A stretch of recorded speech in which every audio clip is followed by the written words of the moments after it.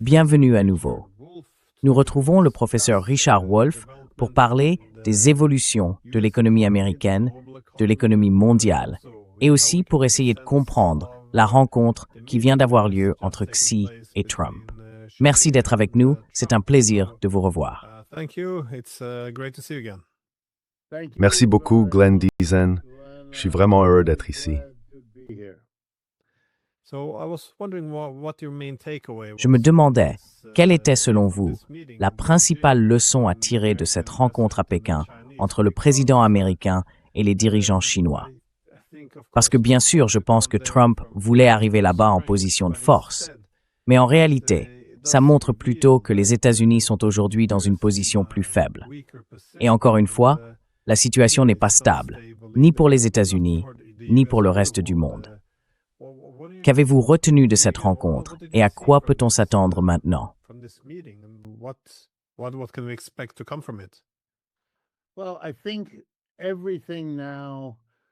Eh bien, je pense que tout est en train de se rejoindre, en tout cas dans mon esprit, pour montrer clairement qu'on vit un moment de transition dans l'histoire de l'humanité. C'est une transition qui marque la fin de la domination de l'Empire américain. Domination qui dure grosso modo depuis la Seconde Guerre mondiale. Cette période est terminée. L'Empire américain est en déclin. Je dirais même que l'économie américaine en subit les conséquences. Mais, que vous soyez d'accord ou non avec ça, les Chinois, eux, sont sur une phase ascendante. Un peu comme les États-Unis l'étaient pendant l'essor de leur capitalisme, dans la seconde moitié du XIXe siècle et une grande partie du XXe.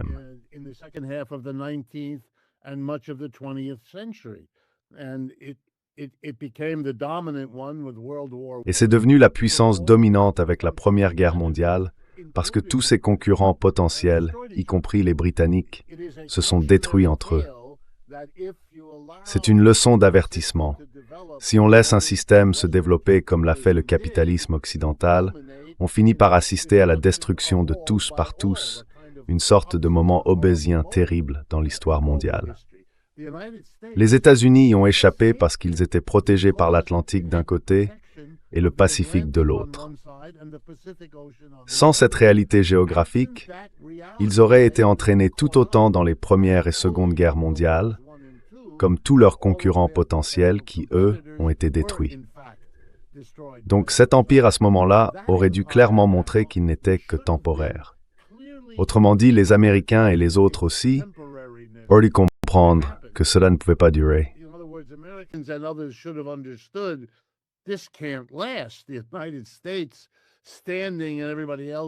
Les États-Unis debout et tout le reste du monde à genoux. Les États-Unis auraient dû le savoir, mais ils ne l'ont pas vu venir. La seconde moitié du XXe siècle restera, je pense, comme une période d'un pro-américanisme presque hystérique. Une époque où les États-Unis ont entraîné beaucoup de pays à croire que s'attacher à eux, c'était miser sur le cheval gagnant, celui dont on était sûr qu'il remporterait la course. Alors qu'en réalité, on aurait dû comprendre que ce cheval-là courait très bien, oui, mais que tôt ou tard, les autres finiraient par le rattraper. Vous ne l'avez pas vu, et vous allez en payer le prix fort. Aujourd'hui, les prochains gagnants de cette partie, les Chinois, vous montrent que depuis 30, peut-être 40 ans, ils ont fait mieux que l'Occident sur le plan économique. Beaucoup mieux. 2 à 3 fois mieux en termes de croissance.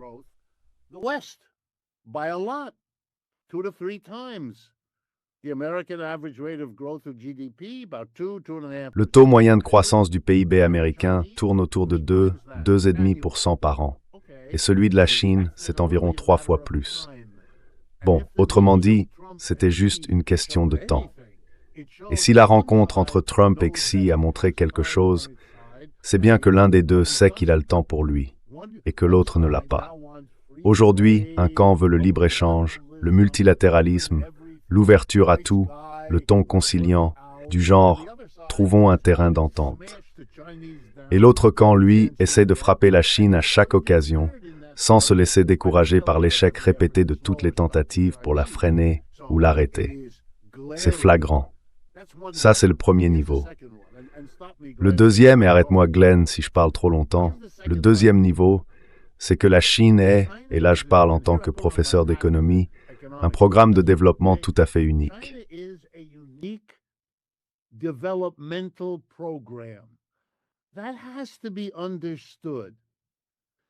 Il faut bien comprendre ça. Quelle que soit la signification de l'expression socialisme à la chinoise, et elle veut dire des choses différentes selon les gens, pour moi ça a toujours voulu dire ceci. La Chine n'est pas capitaliste, au sens où on définit habituellement les États-Unis, le Royaume-Uni, l'Europe de l'Ouest et tout ça. Pourquoi? Parce que l'entreprise privée n'est pas la forme quasi universelle de production et de distribution des biens et des services. Mais d'un autre côté, la Chine n'est pas non plus l'Union soviétique. Ce n'est pas un pays où l'État possède et gère toute l'industrie et une grande partie de l'agriculture. Non, ce n'est pas ça. La Chine n'est ni l'un ni l'autre. Et c'est volontaire. Alors qu'est-ce que c'est? Eh bien, c'est un système hybride. Hybride parce que, en gros, la moitié de son économie repose sur des entreprises capitalistes privées, chinoises et étrangères, et l'autre moitié sur des entreprises publiques, appartenant et gérées par l'État chinois.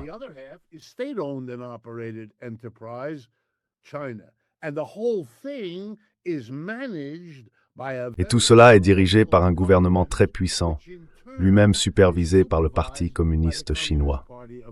C'est une structure vraiment remarquable. Rien à voir avec l'Union soviétique, ni avec les États-Unis ou l'Europe de l'Ouest. C'est un modèle unique, sui generis. C'est son propre système. De la même façon, la Scandinavie pouvait se dire socialiste, avec ses programmes publics et tout ce qui va avec depuis des décennies. C'est une forme de socialisme. L'Union soviétique avait parfaitement le droit de s'appeler l'Union des républiques socialistes soviétiques, compte tenu de ce qu'elle faisait. Et les Chinois ont eux aussi tout à fait le droit de définir un socialisme sous une autre forme. Pourquoi est-ce important? Parce que ce qu'on a vu, sans forcément le nommer ainsi, c'est une compétition qui dure depuis environ 70 ans entre le capitalisme privé, le capitalisme d'État, si vous me permettez, celui de l'Union soviétique. Et puis cette forme hybride étrange, ou si vous préférez, une autre version encore du socialisme soviétique.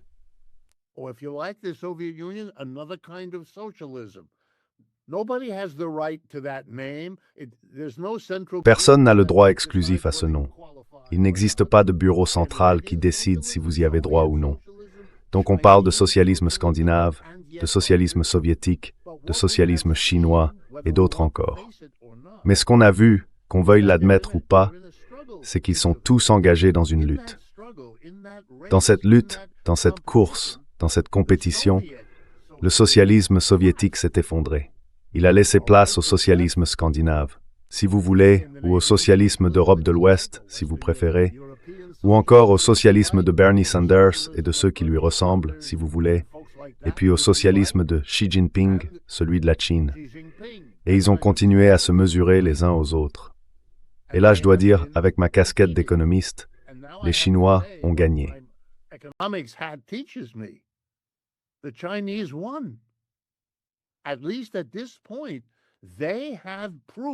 Au moins à ce stade, ils ont prouvé, oui, prouvé, qu'on peut passer d'une situation de pauvreté extrême à un niveau de vie remarquablement élevé, avec un dynamisme économique incroyable. Les Chinois, eux, l'ont fait. Je veux rappeler quelque chose et c'est un point personnel. Quand je faisais mon doctorat en économie ici, aux États-Unis, le domaine le plus populaire parmi les étudiants comme moi, c'était ce qu'on appelait le développement économique. Tout tournait autour d'une question. Comment les pays pauvres d'Asie, d'Afrique, d'Amérique latine et d'ailleurs pouvaient-ils s'en sortir? Et sans même nous en rendre compte, nous avions une approche d'une arrogance incroyable. Nos professeurs auraient dû le voir, mais nous, les étudiants, on pensait avoir le monopole du savoir sur la manière d'y parvenir.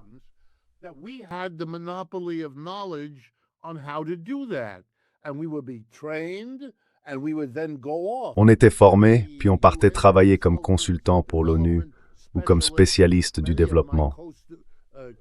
Beaucoup de mes camarades de master ont fait ça, et ils sont devenus de vrais experts dans ce domaine, ce que nous pensions être aussi. Les États-Unis ont aidé beaucoup de pays de cette façon, en Asie, en Afrique, en Amérique latine. Comme vous le savez, des gens de Norvège et d'autres pays faisaient la même chose. Mais on n'allait pas en Chine, parce que la Chine était communiste. Il n'y a donc pas eu de plan Marshall pour la Chine. Aucune mission de développement économique n'a été envoyée par mon université ou par le gouvernement. Rien du tout. Les Chinois n'ont reçu aucune aide.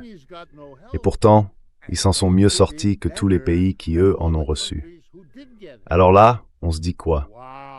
On se dit que la Chine a gagné, malgré le fait qu'elle ait dû tout faire, pratiquement, toute seule.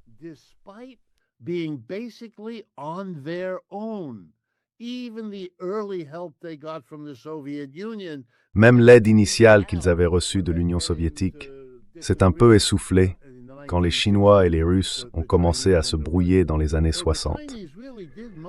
Donc les Chinois ont vraiment fait l'essentiel du travail d'organisation, de planification et de structuration par eux-mêmes. Et quelle que soit la manière dont on comprend le rôle des capitalistes privés arrivés au cours des 30 dernières années, qui ont joué un rôle important et méritent aussi une part du mérite pour la croissance, on ne peut pas retirer aux Chinois le fait qu'ils ont supervisé l'ensemble du processus. Ils ont tout contrôlé, tout régulé. En fin de compte, quand M. Trump se rend en Chine, il se retrouve face à la défaite du modèle américain et à son remplacement par le modèle chinois.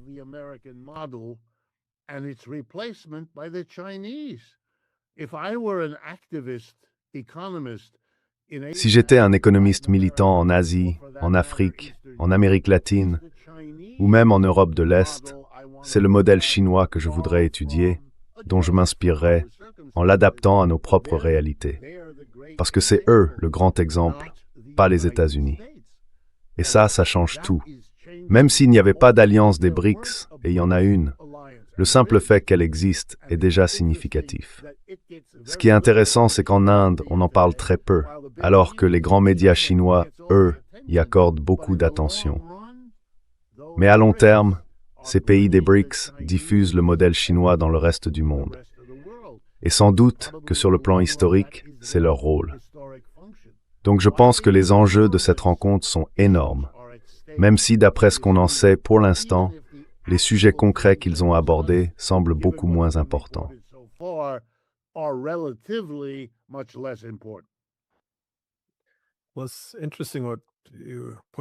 C'est intéressant ce que vous soulignez. En fait, l'économie politique, à mon avis, est devenue une idéologie. Sur le plan conceptuel, elle peut être plus proche de nous ou plus proche d'eux. Je pense que tout ça s'est vraiment figé pendant la guerre froide. D'un côté, on avait les capitalistes, de l'autre les communistes. Un camp se disait démocratique, l'autre autoritaire. Et tout ça s'est cristallisé en identité. Mais il y avait des conditions particulières à cette époque. Après la Seconde Guerre mondiale, les États-Unis étaient une puissance économique immense. Les États-Unis étaient aussi militaristes. C'était tout simplement la réalité du moment. Mais ces situations ne sont pas permanentes. Parce que si on y pense, Alexander Hamilton avait fait remarquer un jour que si la Grande-Bretagne avait été une puissance terrestre en Europe, elle aurait été aussi autoritaire que les Allemands ou les Russes de l'époque.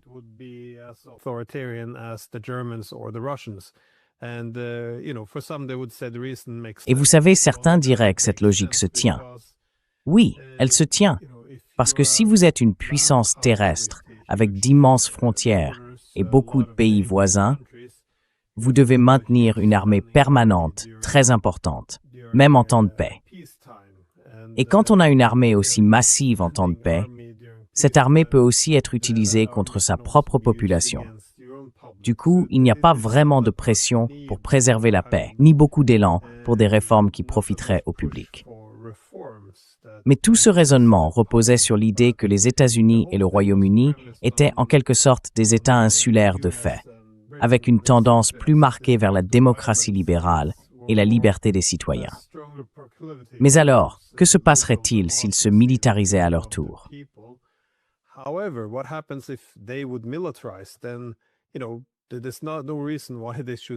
Alors, vous savez, il n'y a pas de raison pour que les choses restent figées.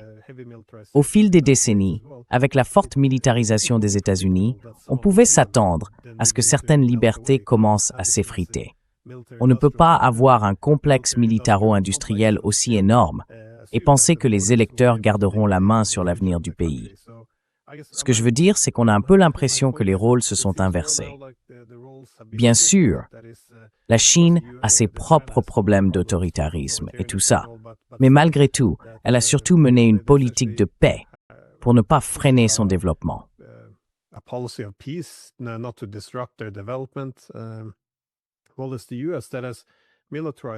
Eh bien, c'est les États-Unis qui se sont trop militarisés. Et même sur le plan économique, le modèle chinois ressemble aujourd'hui davantage à celui de l'Amérique du 19e siècle, plutôt qu'à ce qu'est l'Amérique actuelle. Alors, sans vouloir exagérer, comment voyez-vous?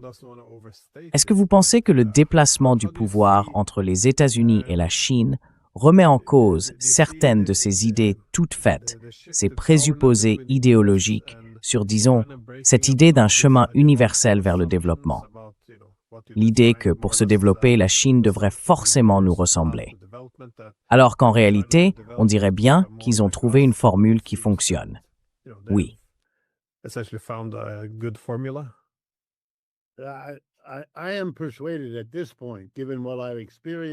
Je suis convaincu à ce stade, compte tenu de ce que j'ai vu et de ce que j'observe, comme vous l'observez aussi, que les Chinois ont montré que ce modèle hybride, à la fois étatique et privé, dirigé par un appareil gouvernemental et politique qui se définit lui-même comme socialiste, est une construction vraiment unique.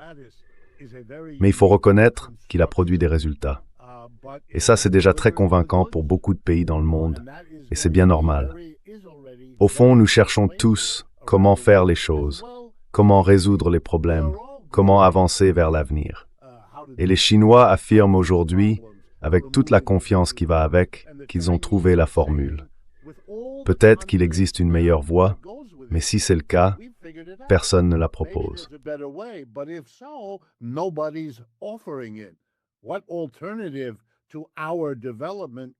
Quelle autre voie de développement ailleurs peut vraiment se vanter d'avoir accompli ce que nous avons fait?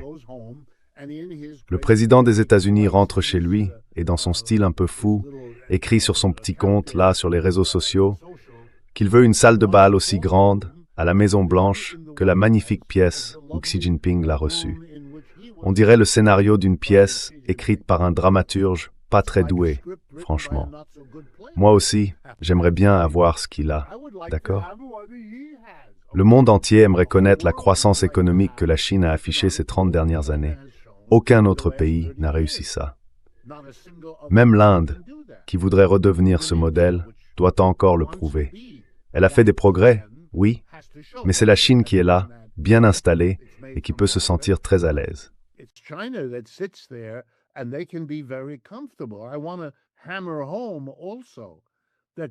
Je veux aussi insister sur le fait que la Chine a accompli tout cela sous le parapluie de l'Empire américain. L'une des raisons pour lesquelles elle ne se précipite pas et ne veut pas pousser les États-Unis à faire quelque chose de catastrophique, c'est qu'après tout, pourquoi se presser? Les Chinois s'en sortent remarquablement bien dans un monde où le dollar américain est la monnaie universelle et où les États-Unis possèdent environ 700 bases militaires à travers la planète. Et nous en avons une seule à Djibouti. Franchement, c'est presque ridicule. Ils n'ont aucune raison de bouleverser la situation mondiale puisqu'ils prospèrent très bien à l'intérieur de ce système. Vous savez, si les BRICS ne développent pas leur propre monnaie, et je ne veux pas être critique envers la Chine, c'est parce qu'il n'y a pas de réelle pression venant de la Chine, qui domine pourtant les BRICS sur le plan économique.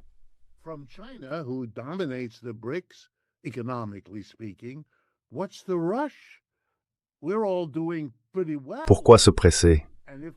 On s'en sort plutôt bien. Et si les États-Unis décidaient de se retirer, de ne plus être une puissance impériale, rien ne dit que tout continuerait à aller aussi bien. À mon avis, dans les cercles de décision chinois, ils en sont très conscients. J'ai parlé à suffisamment d'intellectuels chinois dans ma vie pour savoir qu'ils comprennent exactement ce que je viens de dire. C'est même d'eux que je le tiens. Il a fallu qu'on me secoue un peu pour que je prenne conscience que c'est justement leur expérience qui leur apprend à dire du calme. Trouvons une manière d'avancer sans tomber dans le piège de Thucydide. Ne rejouons pas cette histoire.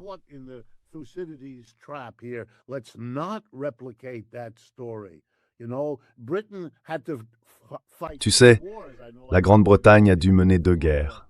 Je sais que je t'en ai déjà parlé, Glenn. Elle a dû affronter la guerre d'indépendance, puis la guerre de 1812, en essayant d'écraser l'indépendance des États-Unis. Ils ont échoué à leur propre surprise. Ils avaient une grande armée et une puissante marine.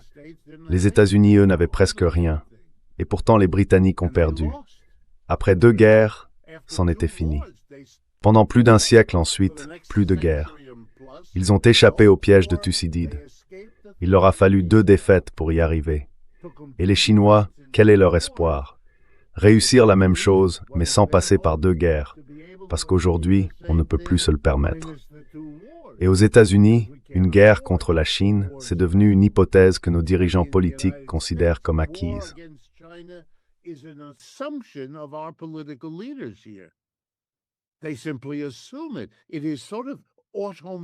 Ils le supposent tout simplement. C'est presque automatique. Sinon, ils devraient admettre que le temps, l'histoire et l'économie montrent que l'Empire américain est désormais terminé. Et peut-être que la vraie question, celle dont nous, Américains, devrions vraiment débattre, c'est la suivante. La prochaine phase de l'histoire humaine sera-t-elle un nouvel empire, cette fois chinois? Ou serons-nous enfin capables de construire un système mondial, multinational et multilatéral, comme on en voyait déjà les prémices avec la Société des Nations après l'horreur de la Première Guerre mondiale, ou avec les Nations Unies après celle de la Seconde? Est-ce que ces horreurs nous aideront cette fois à prendre une nouvelle direction?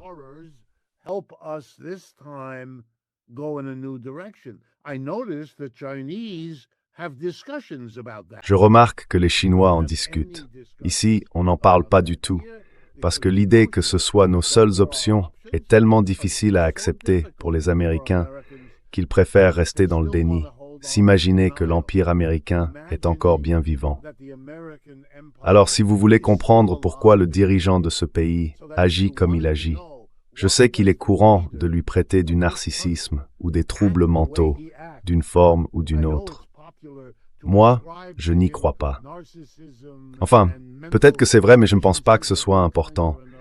Il joue simplement le rôle qui correspond à l'époque où nous en sommes. Si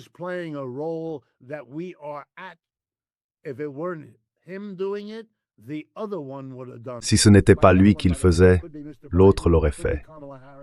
Et par l'autre, d'ailleurs, ça peut être M. Biden, Kamala Harris ou n'importe lequel des autres. On va prendre le Groenland, on va prendre le Panama, on va faire du Canada le 51e État. C'est le geste typique de quelqu'un dont le navire est en train de couler et qui s'agite avec des conquêtes et des expansions imaginaires, parce que les vrais ne sont plus possibles. Le mieux qu'il puisse faire, c'est d'arracher M. Maduro et sa femme de leur lit en pleine nuit et de les mettre en prison ici, à New York. Franchement, c'est un effort pathétique, un geste de désespoir.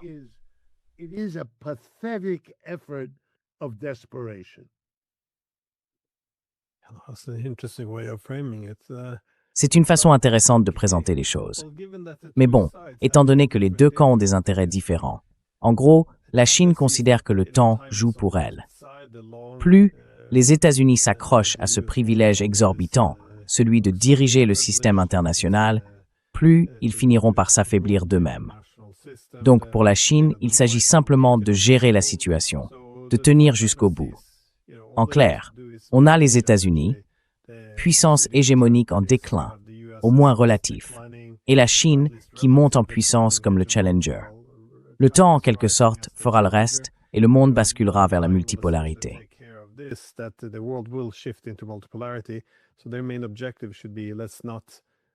Donc leur principal objectif devrait être de ne pas faire de vagues, de s'assurer que tout cela ne débouche pas sur un conflit. C'est encore une période délicate de l'histoire à gérer. Du côté américain, on voit plutôt un objectif de restauration de l'Empire, C'est-à-dire Enfin, je ne suis pas sûr que... Je me demande si...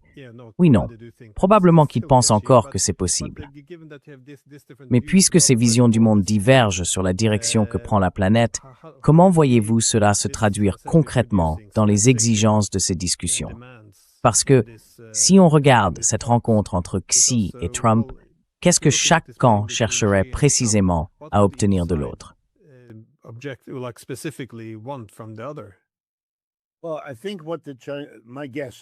Eh bien, je pense que si je devais deviner, et je comprends la logique de votre question, mon impression, c'est que ce que les Chinois veulent, c'est exactement ce que vous venez de dire. Ne pas faire de vagues. Essayons d'apaiser les tensions. Essayons de régler nos problèmes. Si on peut se mettre d'accord sur le fait qu'il vaut mieux que le détroit d'Ormuz reste ouvert plutôt que fermé, alors mettons-nous d'accord là-dessus, que ce soit notre objectif commun. Vous travaillez de votre côté pour qu'on s'en approche, et nous, on fait de même de notre côté. Ce qui est hors de propos. Je crois que les Chinois ont peut-être dit ça à propos de Taïwan, mais ça va bien au-delà de cette question. Nous ne voulons pas de guerre. Nous ne voulons pas d'un sujet explosif, ni parce que vous voudriez reconstituer votre empire, ni parce que de notre côté, nous voudrions précipiter l'histoire sous prétexte que nous ne sommes pas satisfaits de notre rythme de croissance actuel.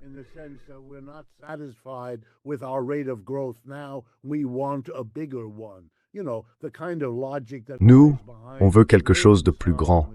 Vous savez, cette logique qui rappelle le concept de Lebensraum, si vous vous souvenez de l'argument allemand, l'idée qu'il nous faut plus d'espace pour vivre, ou la version israélienne du Lebensraum, quand on parle de prendre le sud du Liban, ce genre de choses.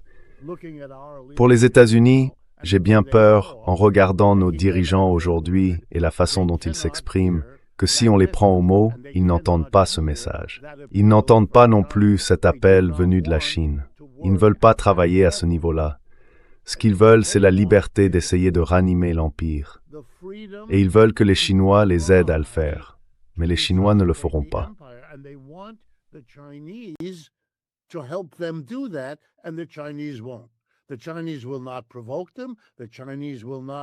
Les Chinois ne vont pas les provoquer. Les Chinois ne vont pas les attaquer, mais ils ne vont pas non plus les laisser faire. Et laissez-moi vous donner un exemple. L'Iran. Quel est le problème avec l'Iran? Eh bien, dans l'imaginaire de la direction américaine, l'Iran pose problème parce que, premièrement, nous ne contrôlons pas à qui ils vendent leur pétrole. Deuxièmement, nous ne contrôlons pas avec qui ils s'allient. Et donc, ils s'allient avec les Houthis, avec le Hezbollah, avec le Hamas. Et ça, c'est un problème pour notre allié Israël. Nous ne voulons pas qu'ils fassent ça. Ensuite, nous préférerions qu'ils ne soient pas alliés avec la Russie et la Chine, ce qu'ils sont pourtant. Et donc, voilà ce que nous voudrions.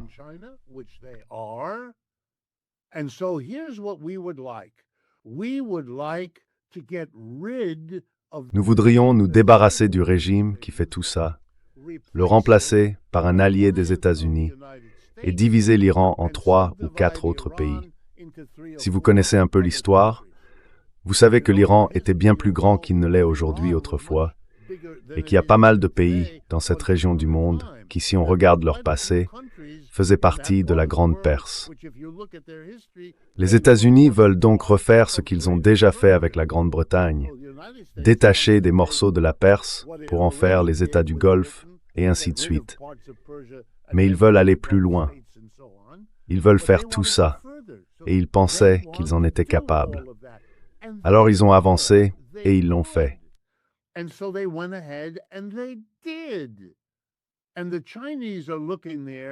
Et les Chinois regardent tout ça en se disant, on ne peut pas laisser faire. Et ce n'est pas seulement à cause du pétrole, ça c'est une erreur. La Chine a des réserves de pétrole depuis 2018. Elle possède les plus grandes réserves stratégiques de pétrole au monde, bien plus importantes que celles des États-Unis, qui en ont aussi, mais dont environ la moitié, voire plus, a déjà été utilisée. Donc la Russie, enfin la Chine, n'est pas dans l'urgence pour le pétrole, mais elle ne veut pas de perturbations à long terme. Et surtout, elle ne veut rien de ce que les États-Unis veulent en Iran. La Chine veut que l'Iran reste en place, qu'il continue de gérer le détroit d'Ormuz comme avant, qu'il reste un bon allié de la Russie et de la Chine, et voilà. Ils veulent simplement qu'on leur fiche la paix. C'est ça leur position. Les États-Unis, eux, ont leur propre fantasme. À mon avis, c'est une sorte de microcosme de la situation actuelle. Alors la vraie question, c'est où ailleurs dans le monde?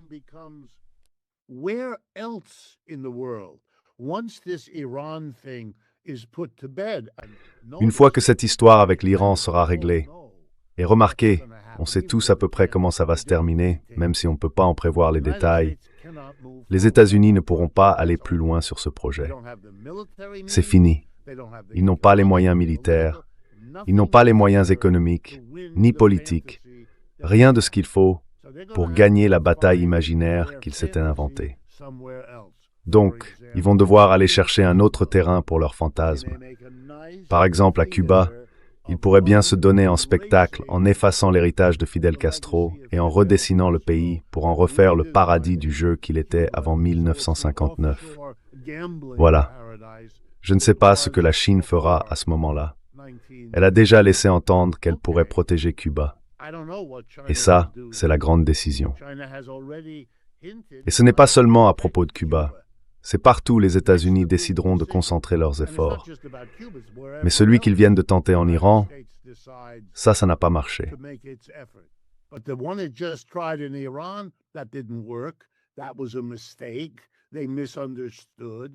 C'était une erreur. Ils ont mal compris. Je ne pense pas qu'ils en tireront la leçon.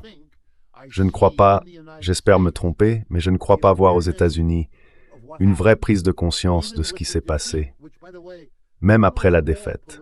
D'ailleurs, presque toutes les tendances politiques, à part le noyau dur des partisans de M. Trump, même les néoconservateurs de ce pays, menés par M. Kagan par exemple, ont reconnu que c'était une défaite.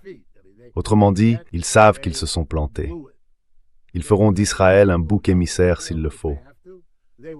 Ils feront de M. Trump un bouc émissaire s'il le faut. Mais ont-ils compris la leçon?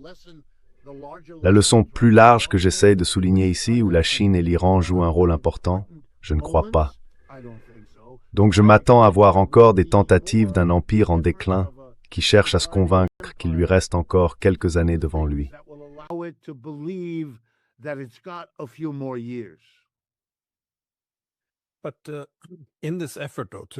Mais dans cet effort pour faire renaître l'Empire, quelle serait la stratégie?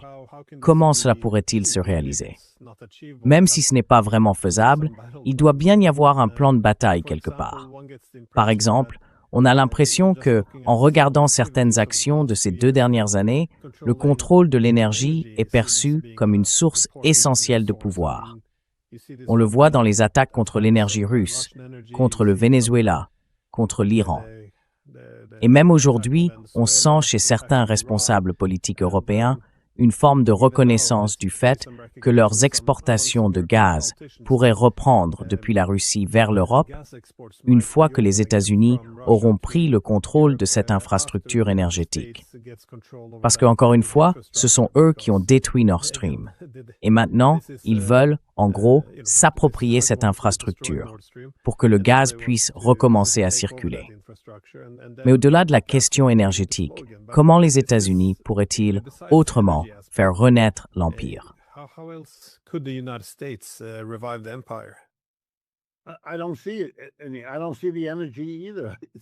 Je ne le vois pas.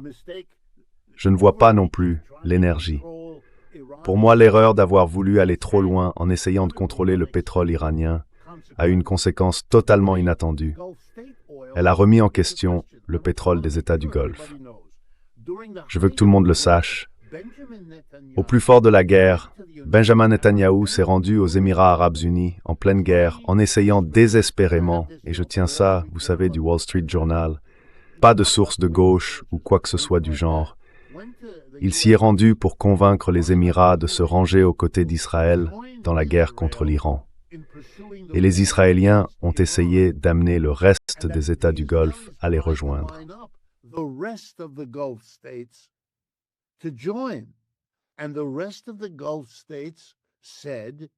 Et les autres États du Golfe ont dit « Non, absolument pas. Nous ne ferons pas ça. » Bon, ça veut dire que les autres États du Golfe ont compris, premièrement, qu'avoir une base américaine sur leur sol, ce n'est pas une protection. En réalité, ça fait d'eux une cible à détruire. On ne peut pas continuer comme ça. On ne peut pas compter sur les États-Unis pour ça. Impossible. Et ils voient aussi très bien ce qu'est la Chine. Ces pays vendent déjà du pétrole à la Chine dans bien des cas. Donc, si les États-Unis comprennent bien la situation, non seulement ils n'ont pas obtenu le pétrole iranien, mais ils ont aussi perdu une partie de l'influence qu'ils exerçaient sur les États du Golfe. Au final, ils vont se retrouver avec, disons, les Émirats arabes unis.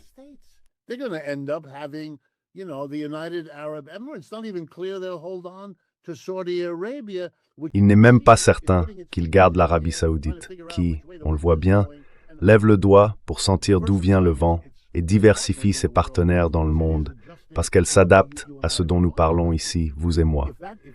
Si j'ai raison, et si c'est bien le piège de Thucydide, alors le monde entier, chaque pays, doit repenser sa relation avec les États-Unis, d'un côté. C'est pourquoi je dirais que cette aventure ratée avec l'Iran est un moment crucial, parce que c'est une tentative américaine qui non seulement a échoué, mais qui arrive à un moment où les conséquences vont s'enchaîner.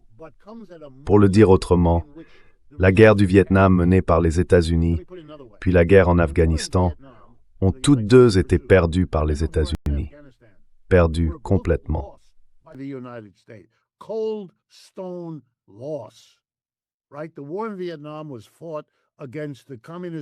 La guerre du Vietnam a été menée contre le Parti communiste du Nord-Vietnam dirigé par Ho Chi Minh.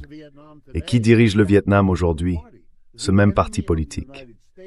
L'ennemi des États-Unis est au pouvoir. Ça veut dire qu'ils ont gagné et que nous, aux États-Unis, nous avons perdu. La guerre en Afghanistan, c'était contre les talibans. Et qui gouverne l'Afghanistan aujourd'hui? Les talibans. Ils ont gagné, nous avons perdu. Mais à l'époque de la guerre du Vietnam, dans les années 70, puis bien plus tard en Afghanistan, l'histoire du monde n'avait pas encore évolué comme elle l'est aujourd'hui. Ces défaites-là ne pouvaient donc pas ébranler la conscience mondiale de la même manière que celle-ci le fait. Ce n'est pas que cette défaite soit plus grande ou plus petite. Ces adjectifs, en réalité, ne s'appliquent pas.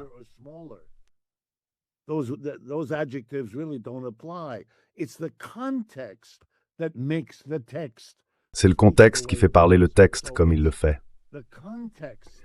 Et ce contexte-là, on l'a surtout vu lors de la visite de Trump chez Xi Jinping. C'est ce même contexte qui nous donne le sens de la défaite en Iran.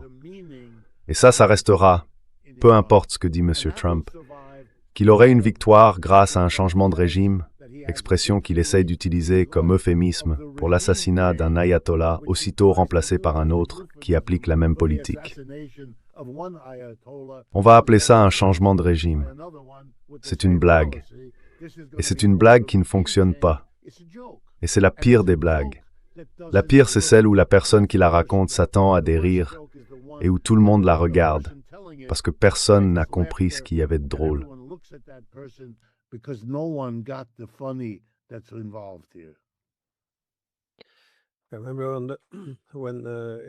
Je me souviens que, au tout début de cette guerre contre l'Iran, Lindsey Graham était passé aux infos. Il faisait partie de ce groupe qui répétait tout le même argument, que ce soit une douleur à court terme pour un gain à long terme. Tout le monde voyait ces éléments de langage revenir jour après jour. Mais lui, il insistait sur une idée en particulier, qu'on allait gagner énormément d'argent une fois qu'on contrôlerait le pétrole iranien. Les hypothèses qu'il semblait avoir sur la façon dont cette guerre allait se terminer, c'était qu'il y aurait un effondrement de l'Iran et que tout le pétrole finirait entre les mains des États-Unis. Franchement, c'est assez incroyable. Je ne sais pas comment on peut en arriver à de telles suppositions. Mais au final, comme vous l'avez dit, ce que ça a vraiment provoqué, c'est l'incendie du Moyen-Orient tout entier, y compris chez les alliés même des États-Unis.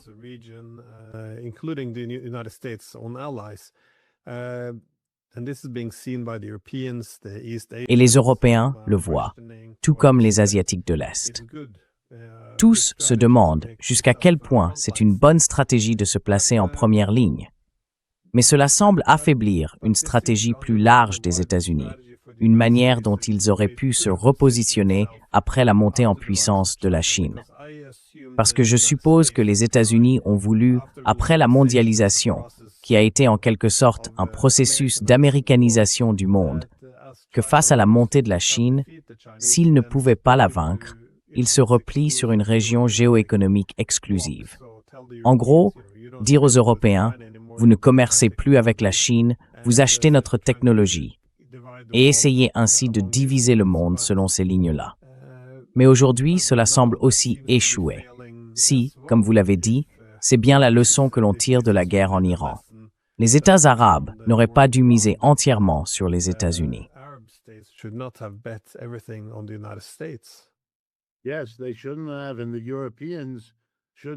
Oui, ils n'auraient pas dû. Et les Européens n'auraient pas dû le faire non plus. Mais ça, c'est toujours la sagesse qu'on a après coup. C'est la sagesse qu'on vous impose une fois que les choses se sont passées. Mais revenons un peu à cette histoire de pétrole. Lindsey Graham, c'est quelqu'un vers qui on peut se tourner. Il ne connaît pas grand-chose aux affaires internationales, il s'y intéresse pas vraiment, et il ne comprend pas grand-chose à ce sujet. Mais c'est un bon porte-parole pour les plus agressifs, ceux qui se voient comme l'empire, les plus agressifs convaincus que rien n'est arrivé à leur empire, qu'ils dominent et qu'ils deviennent encore plus dominants. Et c'est important parce qu'il parle, tout comme M. Trump, au nom d'une part très importante de la classe des employeurs ici aux États-Unis. Alors oui, leurs propos peuvent sembler excessifs, ils peuvent exagérer, mais ce qu'ils disent, c'est ce que croient énormément de gens.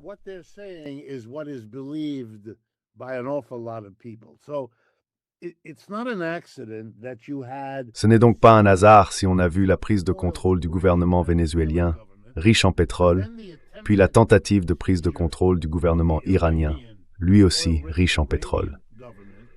Et je veux rappeler aux gens qu'il y a eu ce bombardement étrange d'un petit coin du Nigeria entre ces deux événements. Le Nigeria, c'est du pétrole. Ce qu'on voit là, c'est exactement ce que tu disais tout à l'heure, Glenn. Cette idée qu'on pourrait devenir le centre du pétrole mondial. C'est une sorte de fantasme impérial. L'idée qu'on pourrait contrôler le monde, cette fois en contrôlant son énergie, et plus précisément le pétrole. Parce que regarde, on se dit on peut faire ci, on peut faire ça. S'emparer du Canada, c'est encore une part de pétrole. Faire des choses dans l'Arctique, c'est encore une offensive sur le pétrole.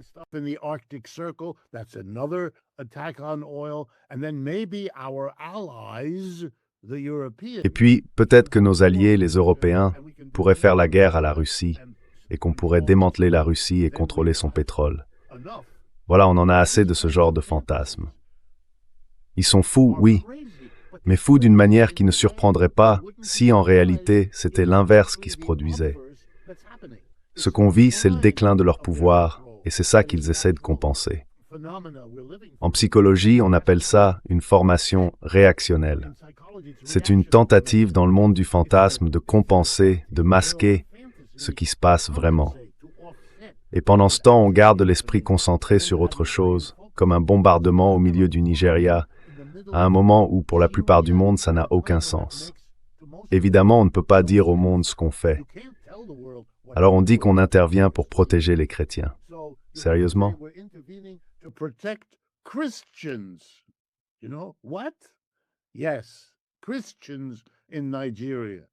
Oui, les chrétiens au Nigeria. Parce que tout devient crucial dès lors que ça peut servir à maintenir l'Empire. Donc pour moi, et pour beaucoup de gens comme moi aux États-Unis, notre inquiétude, c'est ce que les États-Unis vont faire, et ce que leurs soi-disant alliés vont faire. Je pense par exemple que si l'Europe continue à attiser la guerre contre la Russie, vous, les Européens, pourriez être surpris de voir M. Trump prendre ses distances avec vous et devenir de plus en plus hostile. Mais ce n'est pas ce qu'il veut. Ce n'est plus une priorité. Quand il pensait pouvoir gagner en Ukraine et que ce serait le moyen de démanteler la Russie, cette illusion-là, ça faisait partie du jeu. Mais quand les Américains ont compris que ça n'allait pas se produire, et je pense qu'ils feront la même chose avec l'Iran, ils ont tout simplement perdu l'envie de faire la guerre. think they'll do that in Iran too. They don't have a stomach for war, and that's not because of their lack of the fantasy I just. Et ce n'est pas parce qu'il manque de l'imaginaire dont je viens de parler. Au contraire, il est malheureusement très fort. Mais ils ont un problème. La majorité du peuple américain n'est pas dedans. Je ne peux pas assez insister là-dessus, Glenn. Il faut que les gens comprennent, surtout en Europe. C'est la première fois que dès le premier jour de cette guerre, la majorité de l'opinion publique aux États-Unis était opposée. Il n'a pas fallu des mois, ni même des années. C'était le cas au Vietnam, c'était le cas en Afghanistan, c'était le cas en Irak. Mais pendant les premières semaines, les premiers mois et même les premières années de ces guerres, l'opinion publique américaine faisait son petit numéro patriotique.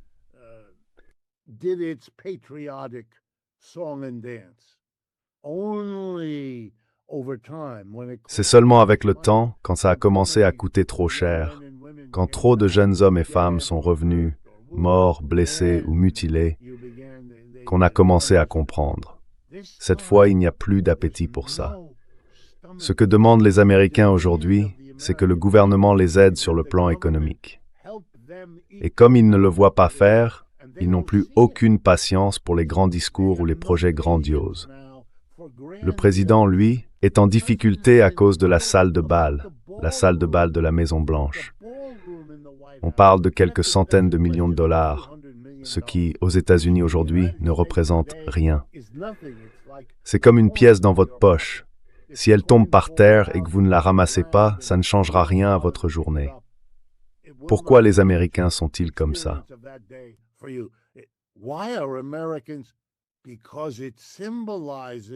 Parce que ça symbolise que l'argent qu'ils aimeraient voir dépensé pour leurs propres problèmes part ailleurs.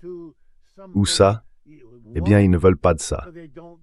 Et c'est sûr que, s'ils ne veulent pas d'une salle de bal à 500 millions de dollars, ils ne veulent certainement pas non plus d'une guerre en Iran qui coûte 2 millions par jour.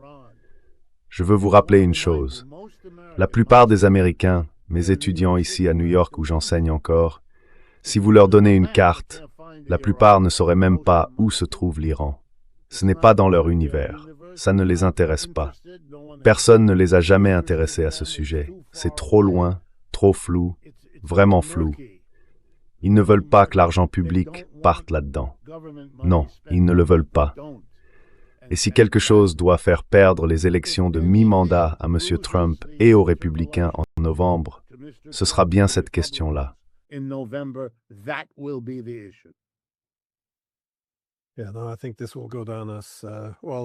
Je pense que ça restera, sans vouloir plagier Robert Kagan, comme l'une des plus grandes défaites stratégiques des États-Unis. Il y a tellement de choses qui partent en fumée avec cette affaire. Mais encore une fois, j'ai tendance à regarder la position des États-Unis dans le monde, leur économie, leur empire. Et bien sûr, sur le plan intérieur aussi, il y a énormément en jeu. Et ce n'est jamais bon signe quand il y a autant en jeu. Les politiciens ont tendance à faire des choses désespérées. En tout cas, merci beaucoup d'être venu et d'avoir partagé votre point de vue sur tout ça. Ce n'est pas toujours facile à suivre. Le monde tourne très vite. Alors merci d'avoir apporté un peu de perspective.